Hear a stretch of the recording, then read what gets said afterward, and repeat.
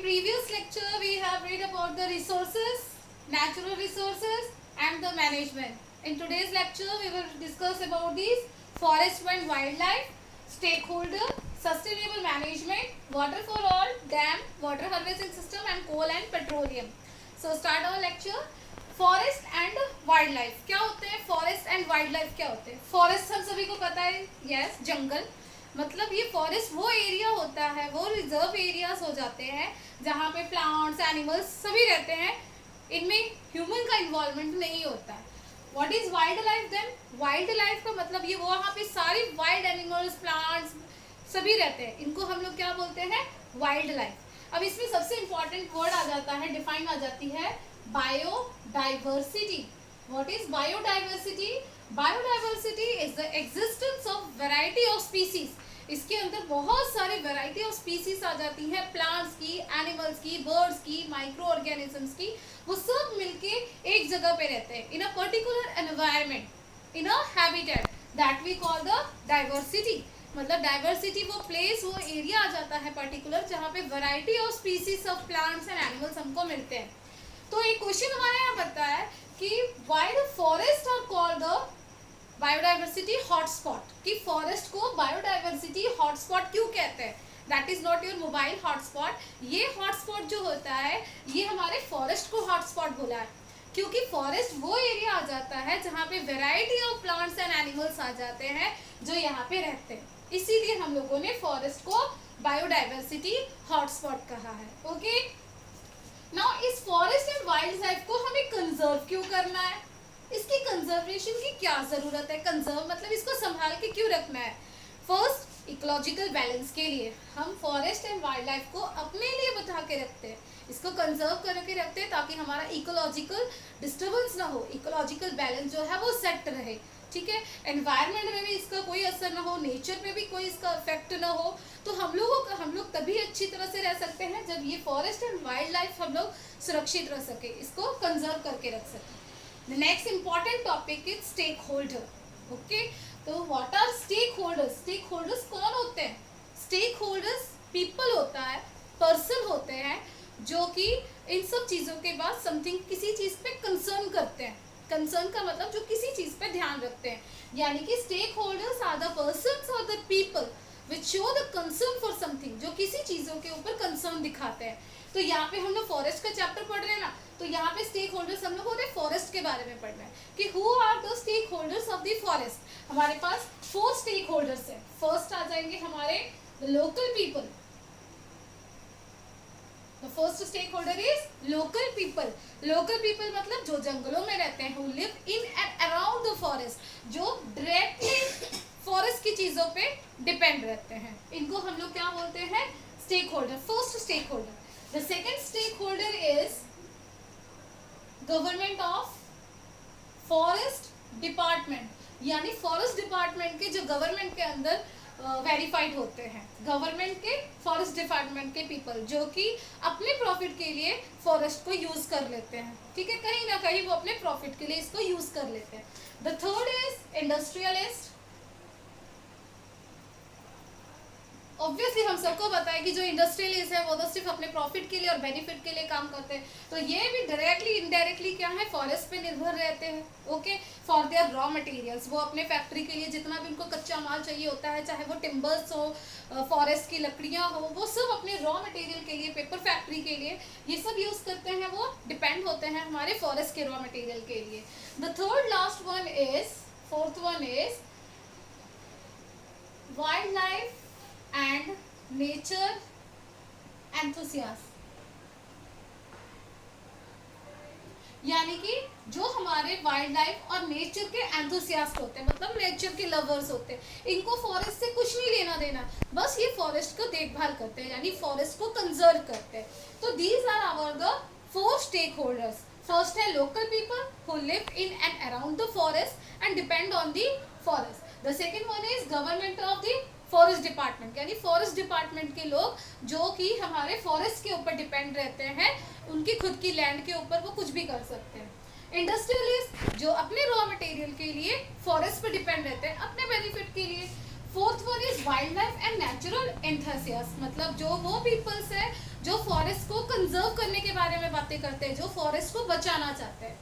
And मेरा next question आपसे ये है कि अमॉन्ग दीज फोर, इन चारों में से आप क्या सोचते हैं कि फॉरेस्ट की अथॉरिटी किसको देनी चाहिए जो पूरी फॉरेस्ट को देखभाल कर सके? यस, लोकल पीपल को।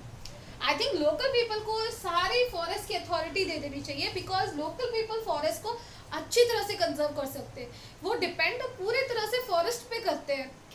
ओके, फॉरेस्ट पे डिपेंड करते हैं अपने रहने के लिए, सभी मेडिसिन के लिए, खाने पीने के लिए वो फॉरेस्ट पे डिपेंड रहते हैं। वो बेटर लोग हमसे ज़्यादा अच्छी तरह जानते हैं कि फॉरेस्ट को किस तरह से कंजर्व करना चाहिए। और बाकी सारे जितने अंडर 3 आते हैं, ये सब अपने अपने डिपार्टमेंट में अपने अपनी जो चीज़ें हैं बेनिफिट के लिए काम करते हैं। सो हम लोगों को ये देखना है कि जो लोकल पीपल है वो सबसे अच्छी अथॉरिटी मानी जाती है कि ये फॉरेस्ट को कंजर्व करने में बहुत अच्छी तरह हेल्प करती है। इस स्टेक होल्डर के अंदर हम लोग कुछ इंसिडेंट्स पढ़ने जा रहे हैं कि सबसे पहला इंसिडेंट 1731 में अमृता देवी बिश्नोई इवेंट हुआ। इसमें क्या हुआ, अमृता देवी बिश्नोई अपने 636 मेंबर्स के साथ इन्होंने एक मुहिम स्टार्ट की, जिसमें इन्होंने फॉरेस्ट को बचाने की स्टार्ट किया। फॉरेस्ट में वो ट्रीज का नाम था खेजरी ट्री, और विलेज का नाम था खेजराली विलेज, जो कि हमारे जोधपुर में राजस्थान में है। ओके, तो यहाँ पे इंसिडेंट 1731 में क्या हुआ था, अमृता देवी बिश्नोई जो फीमेल थी, लेडी थी, उन्होंने अपने 636 मेंबर्स के साथ खेजरी ट्री को बचाने के लिए कंजर्वेशन स्टार्ट किया, अपना प्रोटेक्शन शुरू कर दी उन्होंने। और उन्होंने खेजरी विलेज में रहते थे, जोधपुर में। ओके, नेक्स्ट है हमारा इसी तरह से यहाँ पे अमृता देवी बिश्नोई का आज भी हमारे यहाँ पे अवार्ड दिया जाता है, अमृता देवी नेशनल अवार्ड दिया जाता है, जो कि फॉरेस्ट के प्रिजर्वेशन के लिए होता है, कंजर्वेशन के लिए होता है। नेक्स्ट है Himalaya national park. Himalaya national park मतलब ये वो हिमालय में एक वो रिजर्व एरिया था, फॉरेस्ट का था, जहाँ पे लोगों की एंट्रेंस बिल्कुल बंद कर दी थी। लोकल पीपल की जो एंट्रेंस है वो बंद करके उन्होंने एक पार्क सेटअप कर लिया था, रिजर्व एरिया बना दिया था, जहाँ पे लोकल पीपल की एंट्रेंस बिल्कुल बंद कर दी थी। बट ये भी क्या है, सक्सेसफुल नहीं हुआ, क्योंकि लोकल पीपल में इनका बिल्कुल भी इन्वॉल्वमेंट नहीं था। क्योंकि जो लोकल पीपल होते हैं वो जंगलों में अपने जो शीप्स हैं ग्रेजिंग के लिए भेज देते हैं। तो यहाँ पे क्या हो गया, वो पार्क में ग्रेजिंग का सिस्टम ही खत्म हो गया, वहाँ पे कोई शीप्स वगैरह ग्रेजिंग करने के लिए आते नहीं थे, तो वो पार्क बिल्कुल सेट नहीं हो पाया, रह नहीं पाया। नेक्स्ट है हमारा चिपको मूवमेंट इन 1970। तो Chipko movement, hug the tree movement, ये मूवमेंट तो आप लोगों ने अपने एसएस सब्जेक्ट में भी पढ़ा होगा। हग द मूवमेंट या चिपको मूवमेंट 1970, ये रेनी घरवाल में था।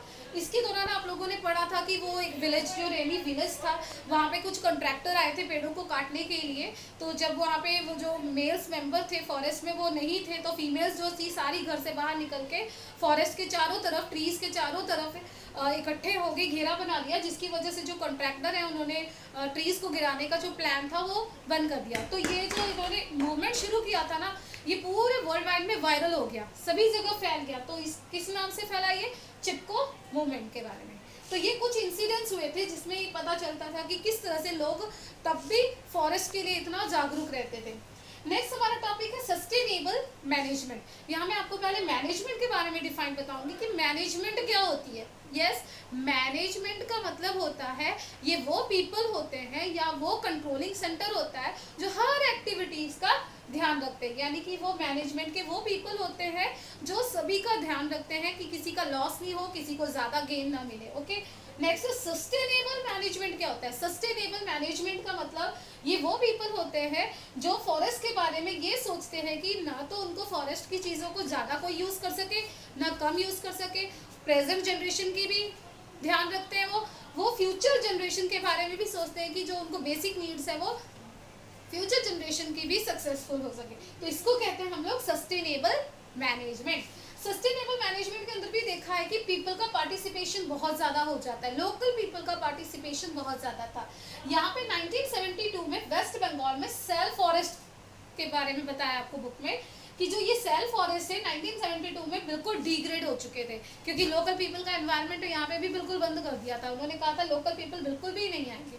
बट जब इन्होंने लोकल पीपल यहाँ पे आने लगे तो सेल्फ फॉरेस्ट बहुत अच्छी तरह ग्रो होने लगे, क्योंकि उन्होंने पूरा जो ड्यूटी थी, अथॉरिटी थी, उन्होंने लोकल पीपल को दे दी। इसी तरह AK बनर्जी जो कि फॉरेस्ट ऑफिसर थे अरावली फॉरेस्ट के, मिधानोपुर डिस्ट्रिक्ट 83 में इन्होंने देखा कि जब वो फॉरेस्ट बिल्कुल डिग्रेड हो गए, जब फॉरेस्ट के ट्रीज वो बिल्कुल कट गए थे, तो जब लोकल पीपल का इन्वॉल्वमेंट बिल्कुल बंद था, तो यहाँ पे इन फॉरेस्ट में जो फॉरेस्ट के ट्रीज थे वहाँ पे बिल्कुल ग्रो नहीं कर रहे थे, कोई प्रॉफिट नहीं हो रहा था, लॉस ही चल रहा था। तो जब इन्होंने बैनर्जी जी ने ये सोचा कि क्यों ना इसमें लोकल पीपल की इन्वॉल्वमेंट ली जाए, तो जब उन्होंने लोकल पीपल को भी इन्वॉल्व कर लिया फॉरेस्ट को बचाने के लिए, कंजर्वेशन करने के लिए, तो 1983 में देखा गया कि उस फॉरेस्ट का प्रोडक्ट जो प्रॉफिट था वो 12.5 करोड़ का गया।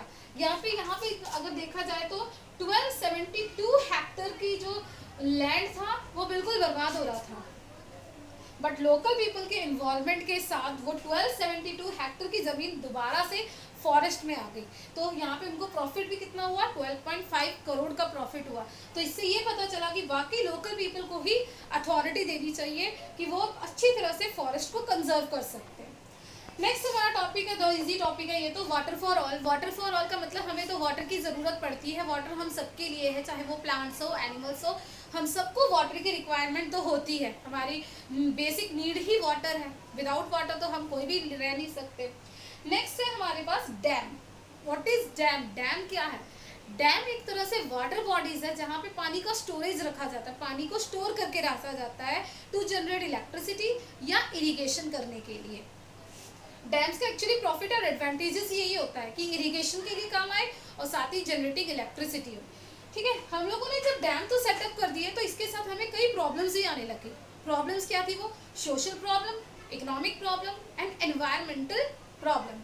तो सोशल प्रॉब्लम्स कैसी थी? सोशल प्रॉब्लम्स मतलब डैम बनाने के लिए जो वो एरिया था उसको रिजर्व लिया था, डैम बनाने के लिए जो एरिया लिया था हम लोगों ने, वहाँ पे लोगों को सबको हटा दिया गया। तो दोबारा से उस एरिया को उनको घर देने के लिए तो कोई जगह नहीं थी, उनको दोबारा से रीएस्टैब्लिश करना था, क्योंकि वहाँ के लोग तो होमलेस हो गए थे, उनके पास घर नहीं था। तो ये सेटलमेंट की प्रॉब्लम आ गई थी, यह तो हमारी सोशल प्रॉब्लम होगी।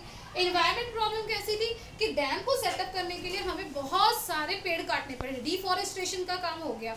डिफॉरेस्टेशन मतलब कटिंग ऑफ ट्रीज। फॉरेस्ट को डैम्स बनाने के लिए हमें बहुत सारा एरिया चाहिए था, जिसकी वजह से पेड़ों को कटना शुरू कर दिया, इकोलॉजिकल बैलेंस डिस्टर्ब हो गया, पोल्यूशन बढ़ गया।